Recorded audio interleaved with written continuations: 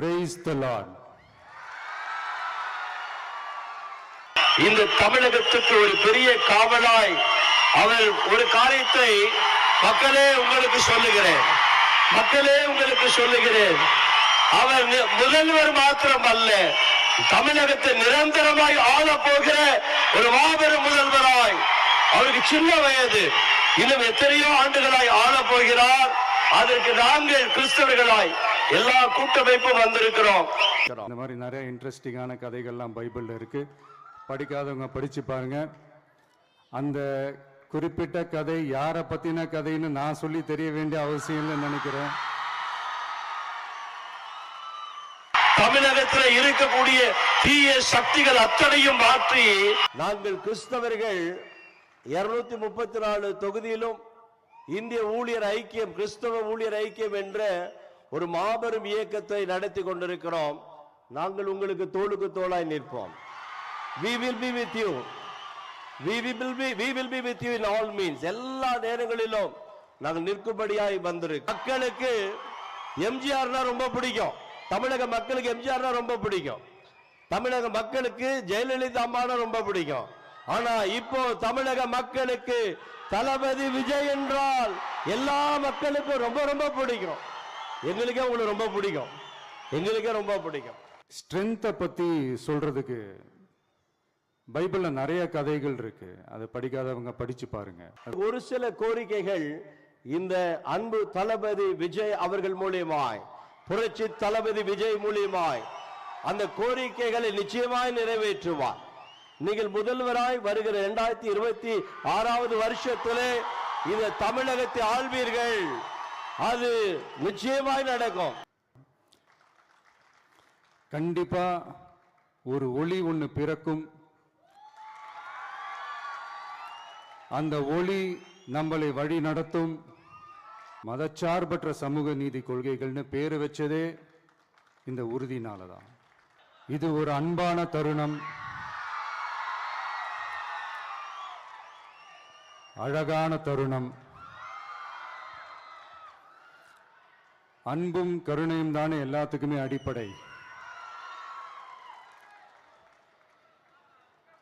இது ரெண்டுமே இருக்கிற மனசு தானே தாய் மனசு. நம்ம தமிழ்நாட்டு மண்ணும் அப்படிப்பட்ட ஒரு மண்ணு தானே, தாய் அன்பு கொண்ட மண்ணு தானே.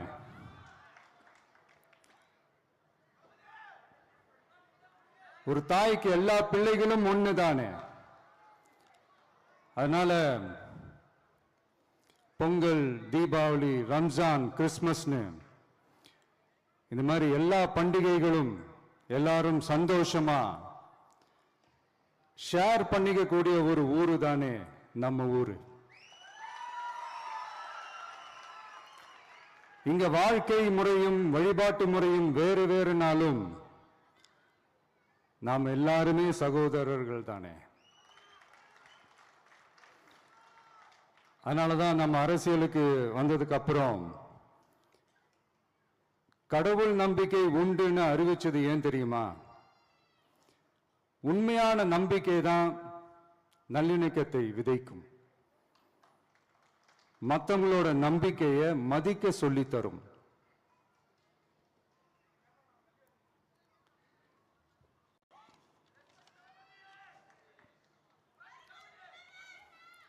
எஸ், அப்படிப்பட்ட ஒரு நம்பிக்கை இருந்துட்டாலே போதும், எப்பேற்பட்ட ஒரு பிரச்சனைகளையும் ஜெயிக்கும். அது மட்டும் இல்ல, அப்படிப்பட்ட அந்த நம்பிக்கையோட ஸ்ட்ரென்த்தை பத்தி சொல்றதுக்கு பைபிள்ல நிறைய கதைகள் இருக்கு, அதை படிக்காதவங்க படிச்சு பாருங்க. அதுல குறிப்பா உன்னை பத்தி சொல்லணும்னா, ஒரு இளைஞனுக்கு எதிரா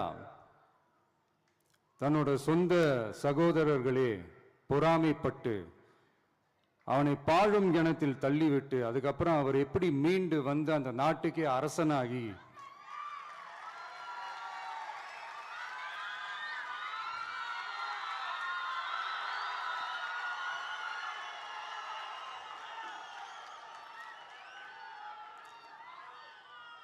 அந்த நாட்டுக்கே அரசனாகி தனக்கு துரோகம் செஞ்ச தன்னுடைய சகோதரர்கள் மட்டுமல்ல, அந்த நாட்டையே எப்படி காப்பாத்தினாருன்னு சொல்லி இந்த மாதிரி நிறைய இன்ட்ரெஸ்டிங்கான கதைகள்லாம் பைபிளில் இருக்கு. படிக்காதவங்க படிச்சு பாருங்க. அந்த குறிப்பிட்ட கதை யாரை பத்தின கதைன்னு நான் சொல்லி தெரிய வேண்டிய அவசியம் இல்லைன்னு நினைக்கிறேன்.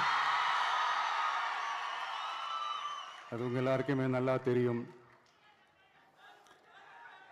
ஸோ இப்படிப்பட்ட கதைகள்லாம் நமக்கு எதை உணர்த்துது அப்படின்னா, கடவுளுடைய அருளும் மக்களை மானசீகமாக நேசிக்கிற அந்த அன்பும் அதீத வலிமையும் அதுக்கான உழைப்பும் இருந்துட்டாலே போதும், எவ்வளவு பெரிய ஒரு போராட்டமோ ஒரு போரோ இல்லை எதிரிகளையோ ஜெயிக்கலாம் அப்படின்றது தான் இந்த கதைகள்லாம் நமக்கு உணர்த்துது. இந்த விழாவில் நான் ஒரு உறுதியை ஒன்று கொடுக்குறேன். நாமளும் தமிழக வெற்றி கழகமும் சமூக சமய நல்லிணக்கத்தை பாதுகாக்கிறதுல 100% உறுதியா இருப்போம். அதில் எந்த விதமான ஒரு காம்ப்ரமைஸும் இருக்கவே இருக்காது. அதனால தான் நம்மளுடைய கொள்கைகளுக்கு மதச்சார்பற்ற சமூக நீதி கொள்கைகள்னு பேர் வச்சதே இந்த உறுதினால தான். கண்டிப்பா ஒரு ஒளி ஒன்று பிறக்கும். அந்த ஒளி நம்மளை வழி நடத்தும். இங்க வந்திருக்கும் அருளாளர்கள், அன்பர்கள் அனைவருக்கும் என்னுடைய கிறிஸ்துமஸ் நல்வாழ்த்துக்கள்.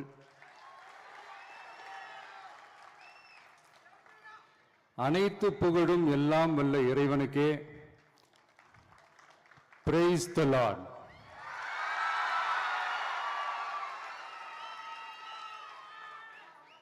கான்ஃபிடண்டா இருங்க, நல்லதே நடக்கும், வெற்றி நிச்சயம். என் நெஞ்சில் குடியிருக்கும்